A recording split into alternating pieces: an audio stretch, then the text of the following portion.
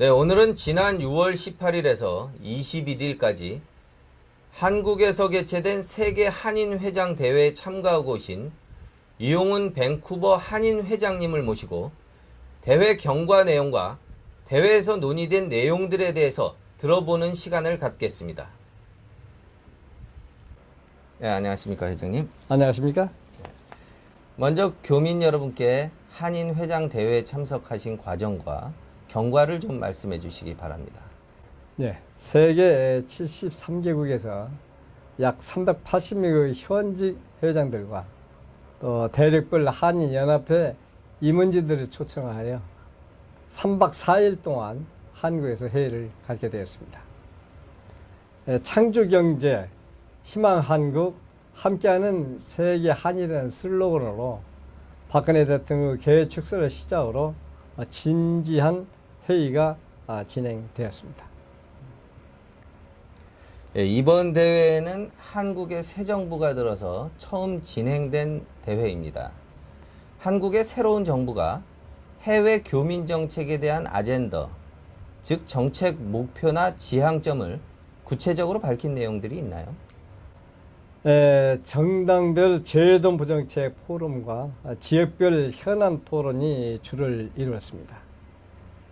특히 박근혜 대통령의 격려 말씀 중에 가장 강조하는 부분은 20, 3세들의 한글 교육에 대한 강화를 특별히 추진해 보겠다 하는 것을 중점적으로 얘기를 많이 하신 부분입니다.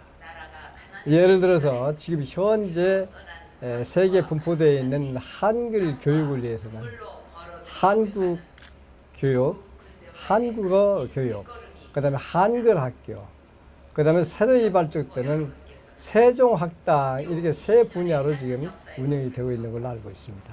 이 분야에 대한 적극적인 후원을 해서 앞으로 20, 3세들의 한글 교육에 대한 지대한 관심과 함께 발전적인 교육을 진행해 보겠다 하는 것이 박근혜 대통령의 말씀이었습니다.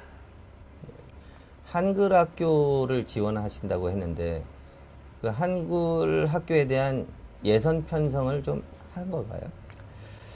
그래서 저희 이제 한인회에서 이제 파악한 바로는 전 세계적인 똑같은 추세입니다만은 아직까지 본국 정부로부터 충분한 예산 지원이 없는 걸로 알고 있습니다. 2, 3년 전서부터 이제 한글 교육에 대한 관심을 많이 표명들 하고는 있습니다만은 예산 편성 과정에 있어서는 아주 미약하기 때문에 현재 본국 정부로부터 한글 학교나 한국어 학교, 세종학단을 막론하고 커다란 지원을 받고 있는 데는 별로 없다고 저는 생각하고 있습니다. 근데 앞으로는 많은 지원을 하신다는 건가요?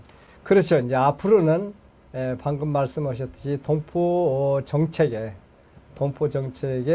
제일 첫 번째로 2, 3세의 교육을 위한 한글 교육에 투자를 많이 하시겠다는 말씀이 박근혜 대통령으로서의 말씀하신 부분들입니다.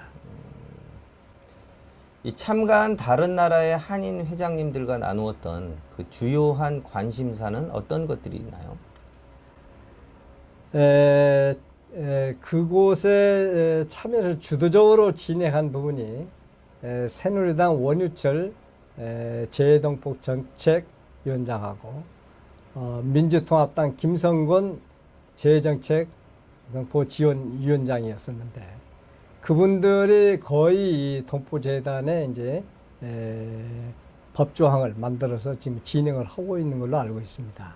굉장히 많은 노력들을 하고 계시는데 그분들 정당별 토론에서 그 사람들이 강조했던 부분이 지금까지는 미약한 부분이 많이 있었습니다만 앞으로는 재외동포 참정권도 있고 또 세계 750만 그 재외동포들을 이대로 둬서는 안 되겠다는 그런 차원에서 무엇인가 획기적인 방법들을 많이 모색을 하면서 지원을 해야겠다는 얘기가 있었습니다.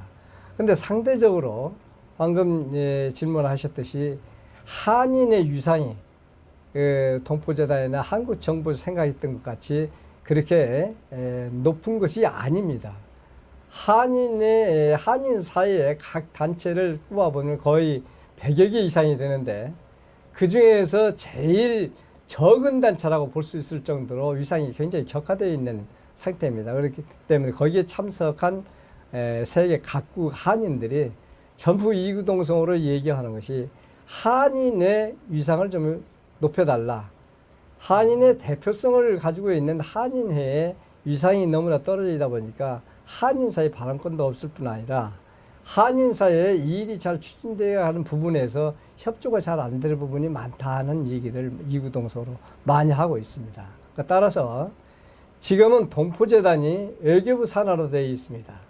그렇기 때문에 모든 연락체계가 총련사를 통해서 오고 가고 그러는데, 그러다 보니까 총련사 측에서 각 단체의 연락사항이 각 단체 다이렉트로 전부 얘기가 오고 가고, 한인회하고는 전혀 얘기가 되지 않기 때문에 한인회가 소외감을 많이 느끼면서 한인 사이에 단합의 문제도 있다라는 그런 취지의 이 얘기들을 많이 하고 있습니다. 그래 따라서 지금 현재 재동포재단을 외교부 산하로 둘 것이 아니라 동포청으로 독립해서 운영을 하면은 아무래도 한인 사이에 한인회하고도 좀 가까운 그런 여러 가지 연락 체계가 이루어지지 않겠냐 하는 취지들을 많이 한 것입니다. 네, 신문 인터뷰에 보니까 한인회가 한인들이 중심이 될 수 없다는 구조적인 한계가 있다고 하는데요. 구체적으로 어떤 문제점으로 파악하시나요? 네, 세계 한인들이 이구동성을 하고 있는 것이 방금 제가 말씀드린 부분대로 모든 예산권을 동포재단에서 쥐고 있고, 그 동포재단에서 총영사관을 통해 가지고 예산이 집행이 되다 보니까 총영사 측에서 선별을 해서 여러 가지 행사를 진행하고 있습니다. 따라서 한인회를 도외시하고 하는 행사들이 너무 많습니다. 그러다 보니까 자연적으로 한인 사이에서 한인 위상이 떨어질 수밖에 없는 거고, 조그만 단체라도 총영사 측하고 다이렉트로 이렇게 거래를 하다 보면은 한인은 전혀 그 진행된 사안 자체를 모르고 있습니다. 그런 나중에 뭐 어느 단체에서는 얼마를 지원받았다, 어느 단체에서 얼마를 지원받았다는 식으로 이 얘기를 하다 보면은 한인의 입장으로서는 상당히 거기에 대한 참 뭐랄까요, 좀 서운한 부분들이 많이 있고, 또 한인회에서 주장하는 부분은 예산을 한인회에 주어가지고 관리하자는 차원이 아니고 총영사하고 한인회하고 같이 같은 그 연락 체계를 받아서 같이 공유를 하자면은 서로 윈윈하면서 좋은 한인회가 구성이 되지 않겠느냐, 그런 취지로 지금 전체가 요구를 하고 있는 부분입니다. 그 해결책으로는 재외동포재단과 총영사관이 주관하는 교민 대상 행사와 지원 통로를 한인과 같이 하자, 이런 것으로 예를 들었는데요. 문화 행사라는 게 이제 다양한 내용과 관심사를 반영해야 하는데요. 지원 통로가 그렇게 된다면 시각이나 지원 방향이 편향될 수 있다는 우려도 있지 않을까요? 글쎄요, 그렇게 이제 이 얘기하면서 생각하시는 부분도 없지 않아 있을 것입니다.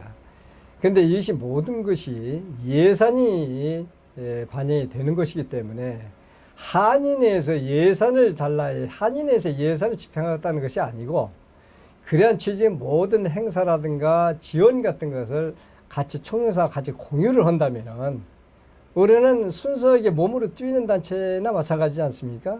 그렇기 때문에 그 한인사회의 모든 일이 원활하게 잘 진행이 될 것이다. 한인을 도외시를 하고 일방적으로 이제 무슨 행사를 하겠다 하면은 한인의 참여도가 아무래도 낮을 수밖에 없습니다.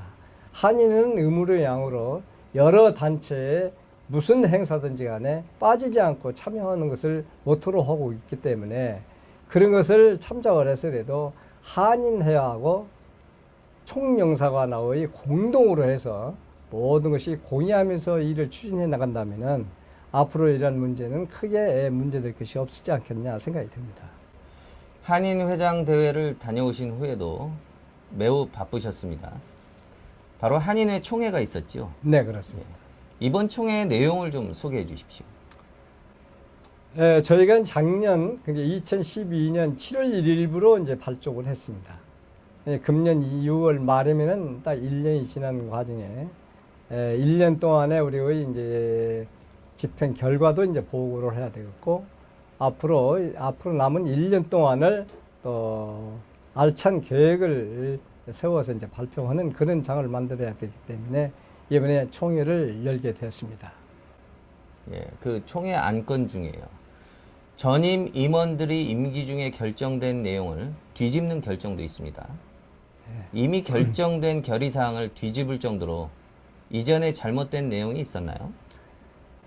원래 한일해관 건립기금으로 이제 출발을 하게 됐습니다. 그래서 한일해관 건립기금 조성이 이루어졌던 건데, 전임 회장단에서 임기 얼마 남겨놓지 않고 한일해관 건립기금이라는 이름 대신에 코리아센터 건립기금으로 이제 이름을 바꿔서 진행을 하다 보니까 거기서부터 이제 문제가 발생이 된 것입니다.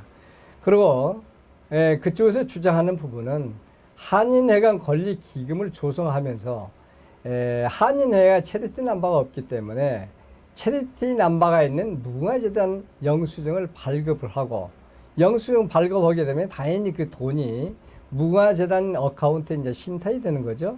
그래서 이제 무궁화재단에서 신탁을 한다는 취지로 해가지고 무궁화재단에 입금이 되어 있는 상태입니다.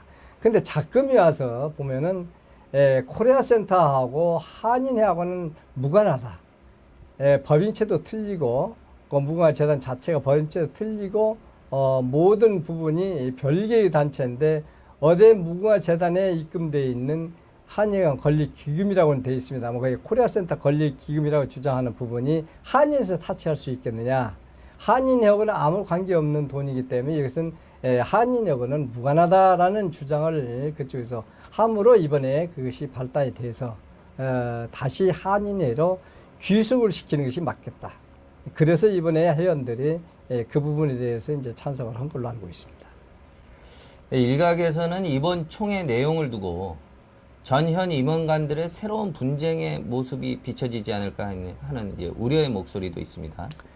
예, 물론 이제 그렇게 생각하시는 것이 이제 당연하다고 생각합니다. 그러나 전 회장단이나 현 회장단 측에서는 그런 것을 거의 바라지 않고 있습니다.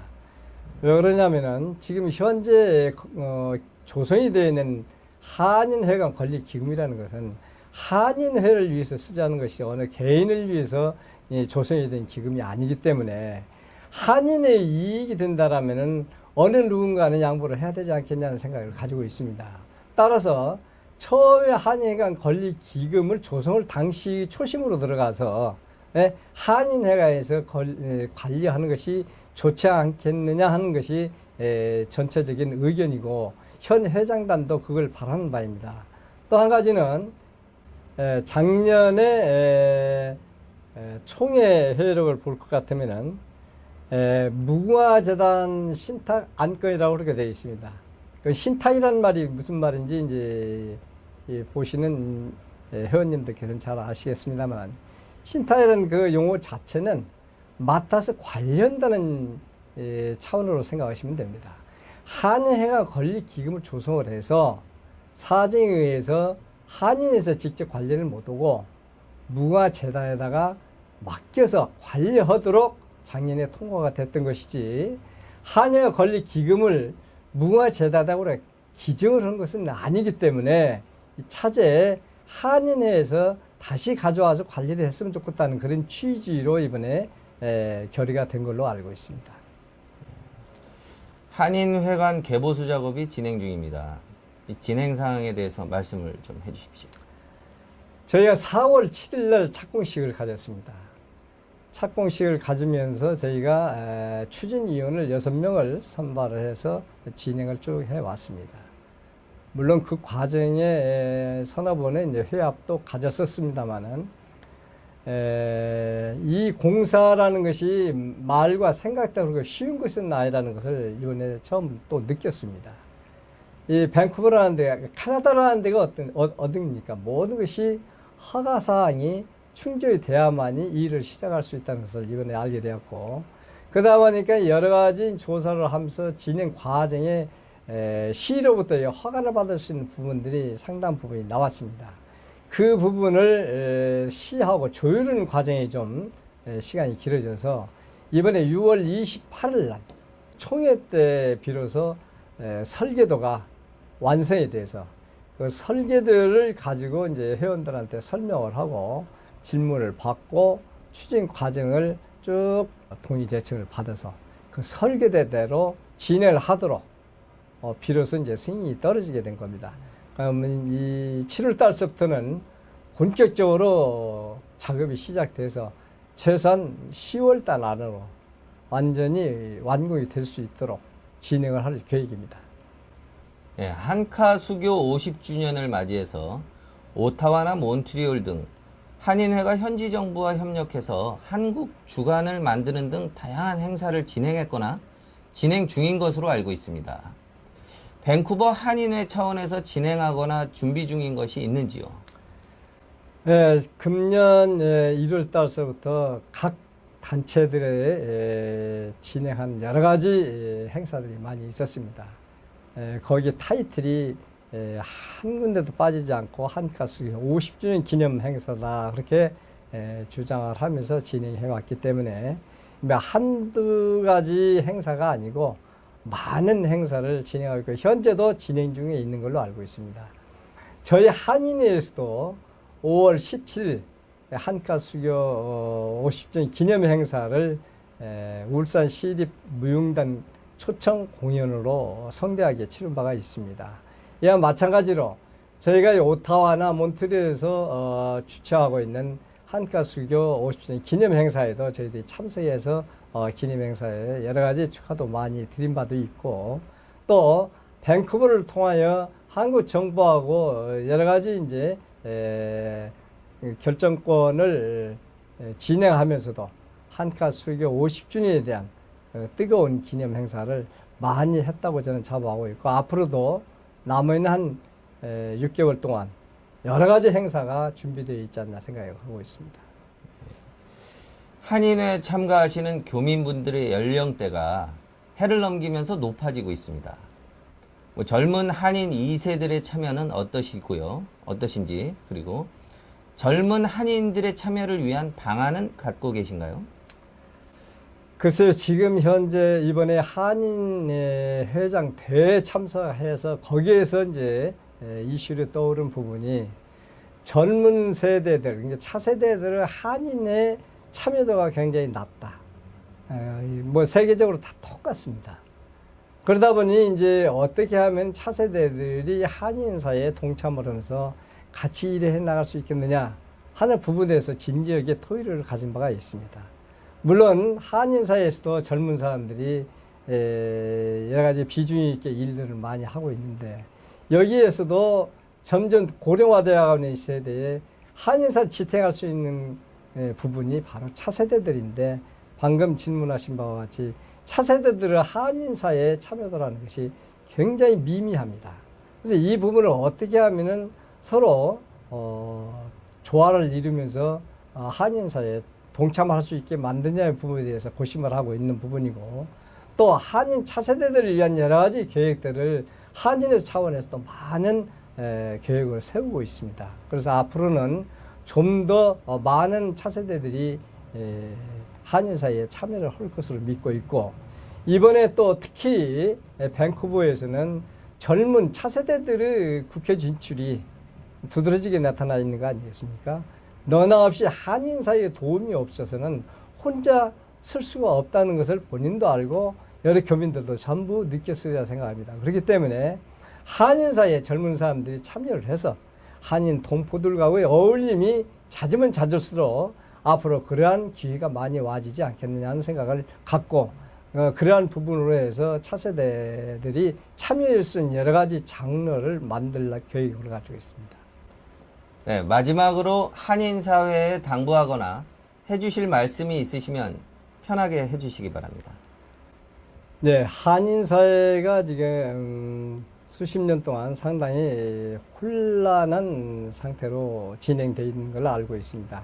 따라서 교민 여러분들께서도 한인에 대한 애정이라는 것이 그렇게 많지 않은 것이 사실로 알고 있습니다. 따라서 지금 현재는 굉장히 안정되어 가고 있고 앞으로도 안정된 한인 사회가 이룰 걸로 생각을 하니까 여러 교민들께서는 서운했었던 여러 가지 문제점들, 서운했었던 생각들을 전부 버리시고 전부 한인 사회에 동참해서 한인 사회가 발전할 수 있도록 너나 할 것 없이 후원도 해주시고 동참을 해주시길 바랍니다. 특히 차세대들, 젊은 사람들이 앞으로는 전부 한인 사회를 이끌어 나갈 사람들입니다. 지금부터라도 한인 사회에 대한 그 영향을 좀 과시하면서 관심을 많이 보이다 보면은 본인 자신에게도 그에 따른 반대급부가 많이 돌아올 것이고 따라서 한인 사회도 점점 더 나아지는 단체가 되지 않겠냐 하는 생각을 가지고 있습니다. 여러분들은 적극적인 한인 사회 동참을 권해드리고 부탁을 드리겠습니다. 감사합니다. 네, 오랜 시간 감사합니다. 감사합니다. 네.